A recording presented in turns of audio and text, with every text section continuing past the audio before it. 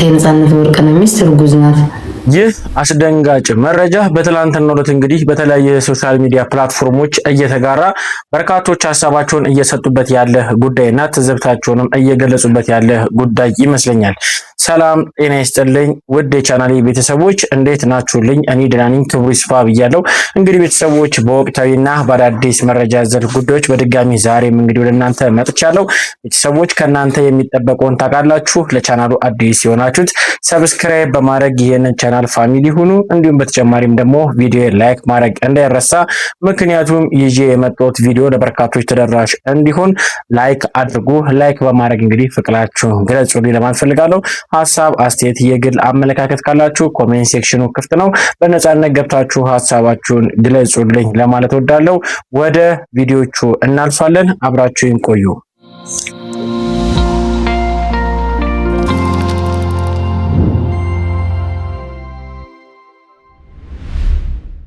ምንድነው አልገባኝም። ለምንድነው አንፎሎ የተደረገው? ለገብርሽ አልሆነ ብለን እንደዛ ስንቀውጥ ስናብ የቲክቶኩን መንደር ስናጨናንቅ የነበረው ለዚህ ነው። አይደረግም። ግን ኢቭን ምን አለ መኪና ውስጥ ሰጠው ብጠብቅ እኮ ለሌላኛው ቻሌንጅ አደጋ ነው። የቤት ቻሌንጅ የሚሰጡት ሰዎች አንፎሎ እንደረጋለን ብለው ቻሌንጅ አይሰጥም ማለት ነው። ለገብርሽ አለው ለዚህ ነው። እሱን አስደስተን የሆነ ደስታውን ሳይ ልንነፍገው ነው። ለምንድን ነው ግን በዚህ ልክ ያስተሳሰብ ደሃ ምን ነው ማሰብ አንችልም? ለነገሩ ሀበሻነት በጣም ምቀኝነት እንደሆነ ትናንትና በአይሾ ኢርሚ ራሱ እያየን ነበር። በጣም ያሳዝናል። እግዚአብሔርን ታሳፍራላችሁ።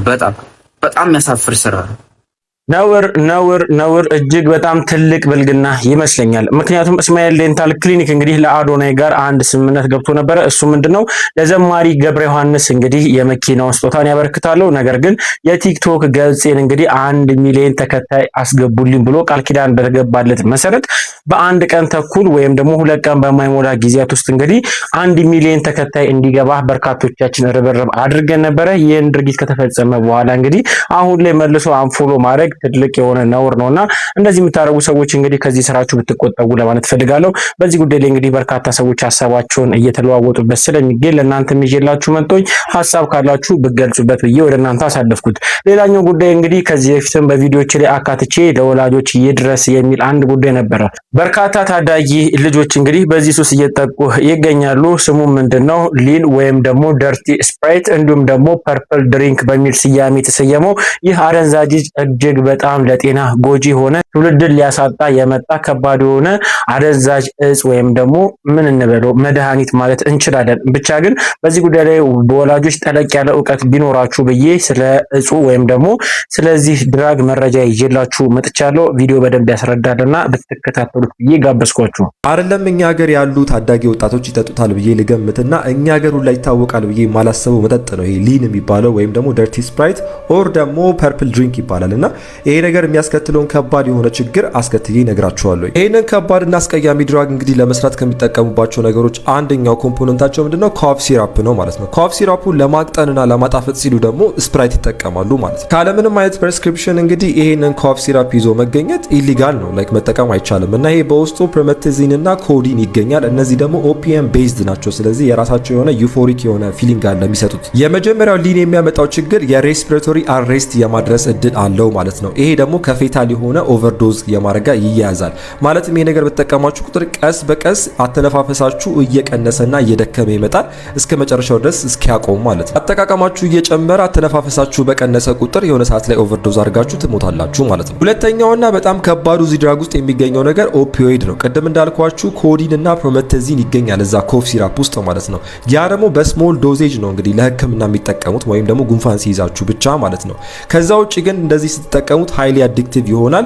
ስለዚህ የማትወጡት ሱስ ውስጥ ይዘፍቃችኋል ማለት ነው። ሶስተኛውና በጣም ከባዱ ሊን የሚያስከትልባችሁ ችግር እንግዲህ የጉበትና የኩላሊት ፌል ማድረግ ነው ማለት ነው። ሁለቱም ጉበታችሁን ኩላሊታችሁን ይሄን በተጠቀማችሁ ቁጥር ፌል ያደርጋል፣ ከጥቅም ውጭ ይሆናል ማለት ነው። ከላይ እንደምታነቡት ኦርጋናችሁን ዳሜጅ ያደርገዋል ሲባል ሪቨርስ ማድረግ የማትችሉት ፐርማነንትና ፍጹም የሆነ ዳሜጅ ነው የሚያስከትልባችሁ ማለት ነው። ከእንደገና ቅድም እንዳልኳችሁ ኮንቴንስ ሃይሊ አዲክቲቭ ኦፒዮይድስ ኤንድ ሰደቲቭ የሚያደነዝዙ አንቲሂስታሚንስን ይይዛል ማለት ነው which both depress the central nervous ነርቨስ ሲስተም ሲስተማችሁን ነው ይሄ ነገር አታክ የሚያደርገው። ሴንትራል ነርቨስ ሲስተማችሁን ይሄ ነገር አፌክት ያደርጋል ማለት እናንተ ሐሳባችሁን፣ ስሜታችሁንና እንቅስቃሴያችሁን ኮንትሮል እንዳታረጉ እንዳትቆጣጠሩ ያደርጋችኋል ማለት ነው። ምክንያቱም ሴንትራል ነርቨስ ሲስተም እነዚህን ሬጉሌት የሚያደርግ ስለሆነ ማለት ነው።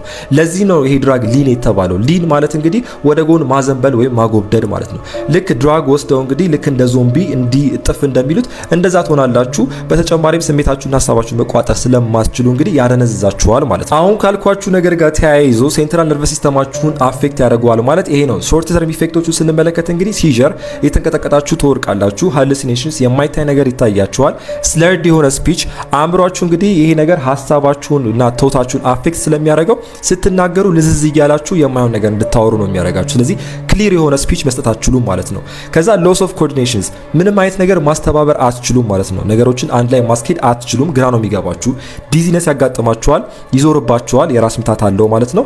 ከእንደገና ሎስ ኦፍ ሜሞሪ፣ እንዳታስታውሱ ያረጋችኋል ማለት ነው። ስለዚህ ይሄን ያክል ነው አእምሯችሁን ዳሜጅ የሚያደርገው። በተጨማሪም ደግሞ ኮፍ ሲራፕ በራሱ በተፈጥሮ በጣም ስዊት ነው። በተጨማሪም ደግሞ ከስፕራይት ጋር ከአልኮል ጋር ምናምን ስትጠቀሙት ይሄ ሁሉ ጣፋጭ ነገር ተደምሮ ጥርሳችሁ ቱዝ ዲኬ እንዲያጋጥመው ያረጋል ማለት ነው። ስለዚህ ጥርሳችሁ ይበሰብሳል። በስተመጨረሻም እንግዲህ ይሄንን ድራግ ተጠቅማችሁ አዲክትድ ከሆናችሁ በኋላ ሱሰኛ ከሆናችሁ በኋላ ለማቆም በጣም ከባድ ስለሆነ የሚይዛችሁን በሽታዎች ንገራችሁ። ኤንግዛይቲ፣ ከባድ የሆነ ጭንቀት፣ ቮሚቲንግ ወደ ላይ ይላችኋል፣ ዳይሪያ አለ፣ ተቅማጥ ይዛችኋል፣ ትሪሞርስ፣ ከእንደገና ደግሞ ኢንቴንስ መስል ኤክስ። ቅድም ያልነገርኳችሁ እንግዲህ ሆዳችሁን ኢቨን ዳይጀስቲቭ ሲስተማችሁንና ሙሉ ገታችሁን በደንብ ነው አፌክት የሚያደርገውና የሚጎዳው። ይሄን ነገር የራፐሮች እጅ ላይ በደብል ካፕ ወይም ደግሞ ሁለት መጠጫ አንድ ላይ አስተካክተው አይቼዋለሁ ስላችሁ አም ቶኪንግ አባውት ስለ ልል ወይን እና ስለ ልል ፓምፕ ማለት ነው።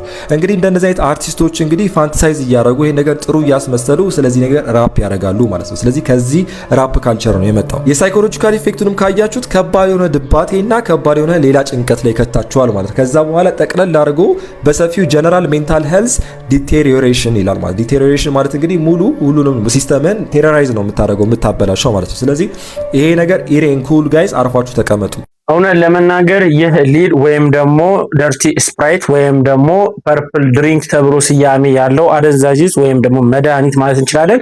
ይህ ነገር እጅግ በጣም ለጤና ጠንቅ የሆነ ጎጂ የሆነ ነው። እንዲሁም ደግሞ ለትውልዱን ሊያጠፋ የመጣ ከባድ የሆነ መጥፎ እጽ ወይም ደግሞ አደንዛዥ እጽ ነው እና ከዚህ ጉዳይ ጋር ተያይዞ በርካታ ልጆች በዚህ ሱስ ላይ እየወደቁ እንደሚገኙ መረጃዎች እየወጡ ይገኛሉ። ወላጆች እባካችሁ ልጆቻችሁን በቅርበት ብትከታተሉ። በኋላ ላይ እንግዲህ በዚህ ጉዳይ የሚመጣው ከባድ የሆነ አደጋ ወይም ደግሞ ከባድ የሆነ ችግር፣ በሽታ መቋቋም የሚከብድ ነውና ወላጆች እዛ ችግር ውስጥ ልጆቻችሁ ሳይገቡ ብትታደጉ ብዬ ወደ እናንተ አስተላለፍኩት።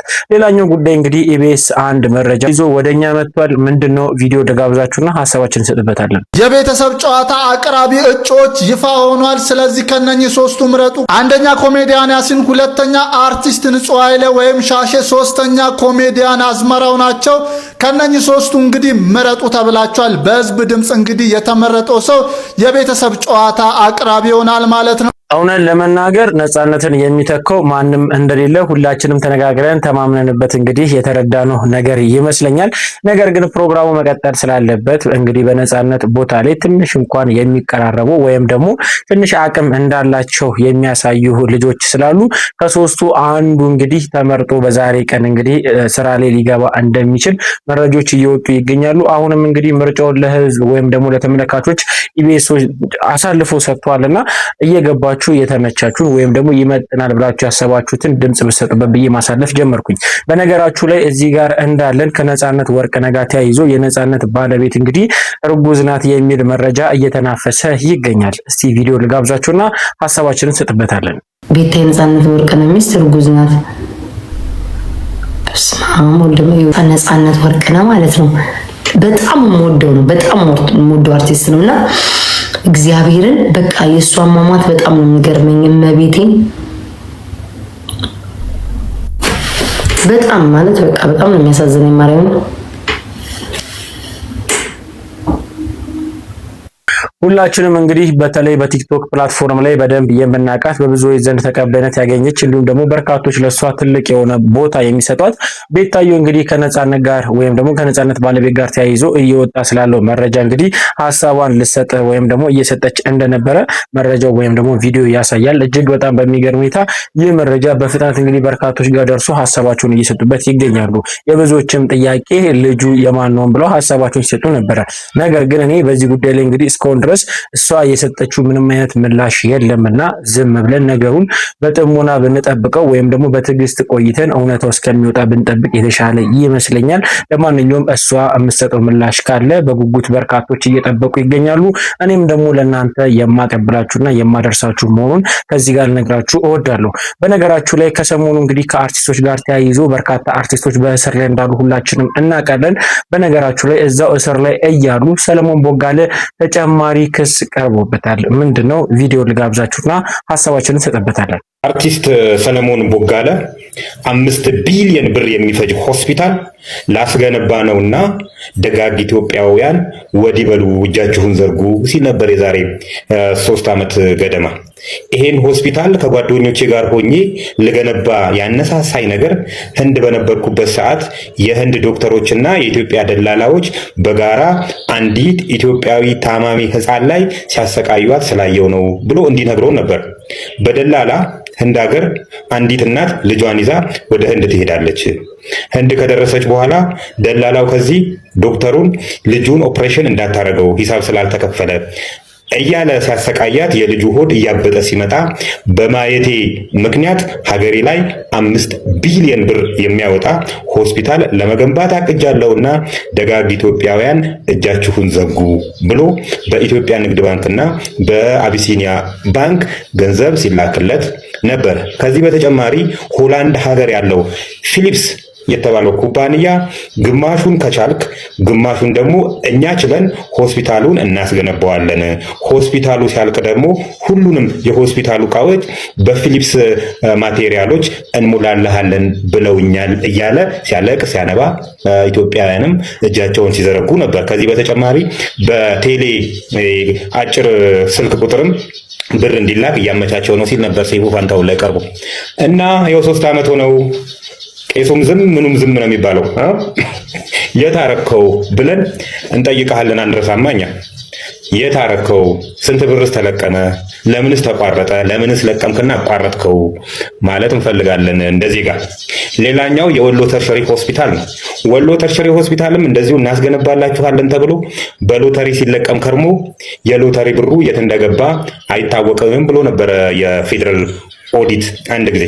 እነሱን ነገር የታደረሳችሁት በእርግጥ ከግለሰቦች ላይ ተነጥቆ ወደ ወሎ ሆስፒታል እንደተሰጠ ሰምተናል። እና የት ደረሰ የወሎ ሆስፒታል? ያ ሁሉ የተወራለት ያ ሁሉ ገንዘብ የተለቀመለት ከሰራተኞች ከሎተሪ ከተለያዩ ገቢዎች ብር ሲለቀም ነበርና እሱንም አልረሳነውም።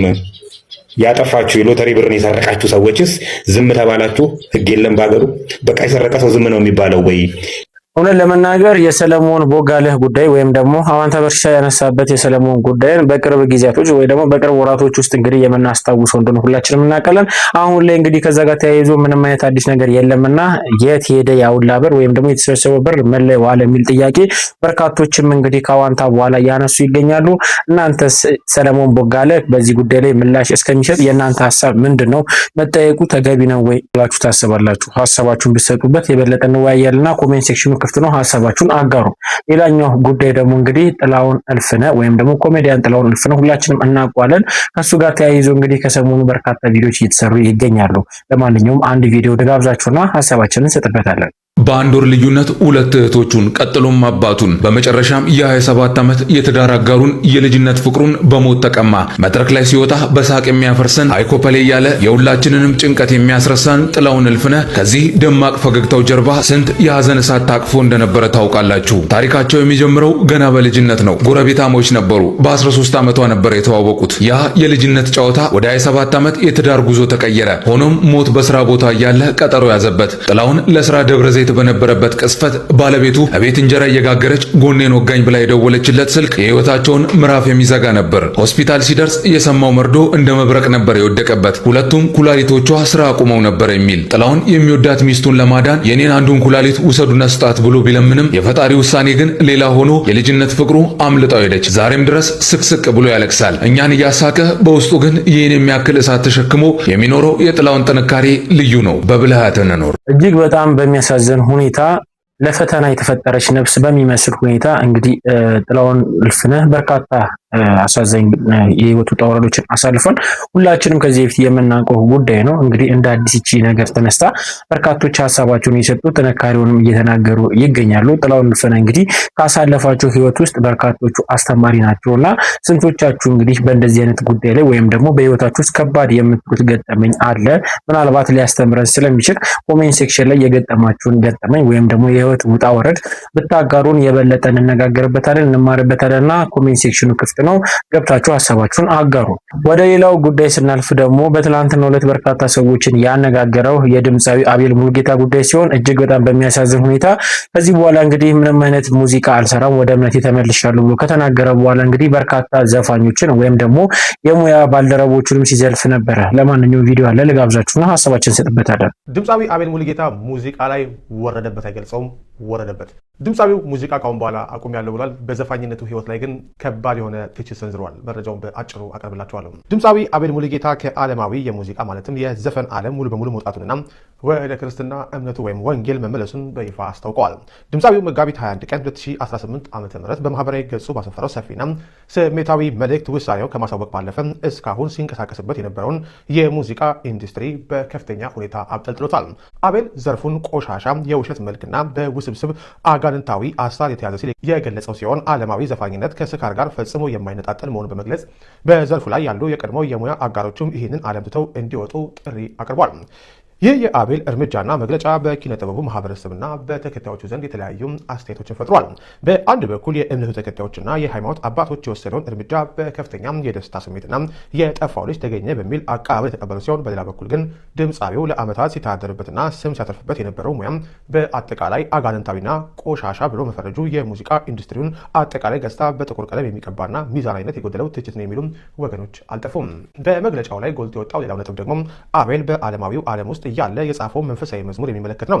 ድምፃዊው በ2003 ዓ.ም በራሱ አገላለጽ በእሪያ ሰፈር ማለትም በጨለማው ዓለም ሆኖ የአባቱን ቤት በናፈቀበት ወቅት እሰይ የተሰኘውንና በዘማሪ በረከት ዓለሙም ተዘምሮ ከፍተኛ ተወዳጅነትን ያተረፈውን መዝሙር መጻፉን ይፋ አድርጓል። ከዚህም በተጨማሪ ከ2005 እስከ 2007 ባለው ጊዜ ውስጥ ዓለማዊ ሙዚቃን አቁሞ እንደነበር፣ ነገር ግን በድጋሚ ፈተና በዝቶበት ወደ ዘፈኑ ዓለም ተመልሶ እንደነበር በግልጽ አምኗል። ይህ ታሪኩ አሁን የወሰደው የንስሐና የመመለስ ውሳኔ ምን ያህል ጽናት ይኖረዋል የሚል ጥያቄን በአንዳንድ ታዛቢዎች ዘንድ ማስነሳቱም አልቀረም። ከዚህ ሁሉ መንፈሳዊና ስሜታዊ ተረት ጀርባ ግን ግልጽ የሆነ የሚዲያና የኮንቴንት ዲስትሪቢዩሽን ስትራቴጂ አብሮ ታይቷል። አቤል ይህንን የለውጥ ምስክርነት በሰጠበት ዕለት አዲስ በከፈተው የዩቲዩብ ቻናል ላይ 2 አዳዲስ መንፈሳዊ መዝሙሮችን ከቀኑ 11 ሰዓት ላይ እንደሚለቅ ለተከታዮቹ አሳውቋል። ይህ አካሄድ አርቲስቱ ከዓለማዊ መድረክ ሲወጣ የዲጂታል ገቢና የኪነ ጥበብ ተሰጥኦውን ሙሉ በሙሉ ወደ መንፈሳዊ ማለትም ጎስፐል ኢንዱስትሪ በማዞር አዲስ የሙያ መስመር በይፋ መጀመሩን ያሳያል። የአቤል ሙሉጌታ ውሳኔ በኢትዮጵያ የኪነ ጥበብ ታሪክ ውስጥ ከዓለማዊ ወደ መንፈሳዊ የሙዚቃ ዘርፍ የተሸጋገሩ አርቲስቶችን ቁጥር ከፍ የሚያደርግ ነው። ይሁን እንጂ የሰነዘረው ከባድ ትችትና የለውጡ ሂደት በቀጣይ በሚያወጣቸው ስራዎችና በሚያሳየው ጽናት የሚመዘን ይሆናል።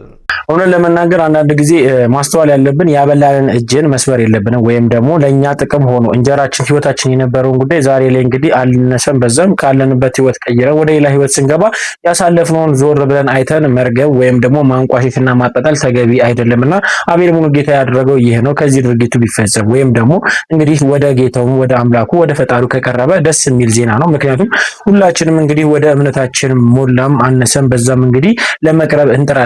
ቀረበንም እንግዲህ ሲሆንልን ስናይ እጅግ በጣም የሚያስደስት ነውና ስለዚህ ዞሮ መቸቸቱ ተገቢ አይደለም። ምክንያቱም በፊት እሱ በነበረበት ህይወት ላይ አሁን ላይም እየኖረ እየበላበት እየተዳደረበት ያለ ሰው ስላለ ምናልባት ለሙያው ንቀት ባያሳይ ብሎ በርካቶች ሀሳባቸውን እየሰጡበት ይገኛሉ። እናንተስ ምን ይመስላችኋል? በነገራችሁ ላይ ወደ ሌላ ጉዳይ ስናልፍ እንግዲህ የአርቲስቶች ብቻ ሲሆን በርካታ ሰዎች በሕክምና ስህተት ምክንያት እጅግ በጣም ከባድ የሆነ የተፈጥሮ ኪሳራ ወይም ደግሞ እስከ ወዲያኛው የአካል ጉዳተኛ እስከመሆን ደረጃ እየደረሱ ይገኛሉ። ከዚህ ጋር ተያይዞ እንግዲህ አንድ መረጃ እንግዲህ በተለይ ሶሻል ሚዲያ ላይ እየተጋራ በርካቶች ሀሳባቸውን እየሰጡበት ያለ ጉዳይ አለ። ያቀብላችሁና ሀሳባችንን እንሰጥበታለን። ምንድነው እሱ በጋጠመኝ የሕክምና ስህተት ምክንያት ማለት ነው። አሁን ላይ ሁለቱም ጆሮች አይሰሙም። ከባድ ህመም አለኝ። መታከም ይችላል። ከኢትዮጵያ በወጣ የመታከም እድሉ እንዳለኝ ተነግሮኛል። ቸልተኛ ሐኪሞች ለህግ ሊቀርቡ ይገባል። የቶንስል ህክምና ኢትዮጵያ ውስጥ የማይቻል ከሆነ ጤና ጥበቃ ሚኒስቴር ግልጽ የሆነ መግለጫ መስጠት አለበት። ሰላም ደጉላው ነኝ። ሁላችሁም ይህንን ቪዲዮ ሼር፣ ኮፒ ሊንክ፣ ሪፖስት ዱት እያደረጋችሁ በተለይም ደግሞ ኮሜንት ሴክሽን ላይ የገባችሁ ጤና ጥበቃ ሚኒስቴርን ሜንሽን እያደረጋችሁ አድርሱላቸው። እንግዲህ በሀገራችን በጤናው ዘርፍ እጅግ በጣም ምስጉን የሆኑ ለሙያቸው የታመኑ ባልተመቻቸ ሁኔታ በትንሽ ደሞዝ የሌሎችን ህይወት ለማትረፍ ህይወታቸውን ጭምር አደጋ ላይ በመጣል የሚሰሩ እልፍ የህክምና ባለሙያዎች የመኖራቸውን ያህል አልፎ አልፎ ደግሞ ኮንትሮባንዲስት የሆነ ነጋዴ የሆነ ለሙያው ያልታመነና በቸልተኝነት በሰው ህይወትና አካል ላይ ጉዳት አደጋ የሚያደርሱ የህክምና ባለሙያዎች መኖራቸውም ይታወቃል። ለዚህ ትልቅ ማሳያ ቀደም ሲል የተመለከታችሁት ነው። ታዲያ በተለይም ደግሞ ከቶንሲል ህክምና ጋር ተያይዞ ባለው አልፎ አልፎ ታዋቂ ግለሰቦችን እልፍ ደግሞ የማይታወቁ ግለሰቦችም ህይወታቸውን ጭምር ከቶንሲል ህክምና ስህተት ጋር ተያይዞ ባለው ሲያጡ ይስተዋላል። ይሄ ነገር እጅግ በጣም አደገኛ በመሆኑ በዚህ ጉዳይ ጤና ጥበቃ ሚኒስቴር ሊሰራበት ይገባል። በተለይም ደግሞ በቸልተኝነት የሰው ህይወት ላይ አካል ላይ ጉዳት የሚያደርሱ የህክምና ባለሙያዎች ደግሞ ይህ ነገር የወንጀልም የፍትሐብሔርም ተጠያቂነት ሊያመጣባቸው እንደሚችል በመገንዘብ ሲሪየስ የሆነ ጥንቃቄ ማድረግ አለባቸው እላለሁ። አመሰግናለሁ። ሁላችንም እንደምናስታውሰው እንግዲህ ታምራት ደስታ በህክምና ስህተት እንደሞተ እንዲሁም ሌሎችም አርቲስቶችን በተመሳሳይ እንደዚህ አይነት ነገር እንደገጠማቸው መረጃዎች ወጡ። በርካቶቻችን ሀሳባችን እየሰጠን ስንለዋወጥበት የነበረበት ጉዳይ የቅርብ ጊዜ ናቸውና እናስታውሳቸዋለን። በህክምና ስህተት ሰው የሚሞትበት ሁኔታ እንግዲህ እጅግ በጣም አሳሳቢ ነው። ምክንያቱም አንድ ሰው ነፍሱን ራሱን ለማዳን እንግዲህ ወደ ሐኪም ቤት ያድነኛል ብሎ ወዳመነበት ቦታ በደረሰ ሰዓት ለሞቱ ወይም ደግሞ ከዚች ህይወት ለሞቱ ወይም ደግሞ ከዚች ዓለም ለመሰናበት ምክንያት ሲሆን እጅግ በጣም የሚያስደነግጥና የሚያሳዝን ነውና በዚህ ጉዳይ ላይ ህጉ ምን ሊል እንደሚችል ጠበቃ ደግሎ ግልጽ በሆነ ቋንቋ እንግዲህ ተናግሯል። እጅግ በጣም አስተማሪ የሆነ ጉዳይ ይመስለኛል። በዚህ ጉዳይ ላይ ሀሳብ ካላችሁ ብታጋሩኝ። ተጨማሪ ቪዲዮ አለ ልጋብዛችሁ። ፊንቴክ ጋር በተገናኘ ምን አዲስ ነገር አለ የሚል አስተያየቶች፣ ጥያቄዎች ይመጣሉ።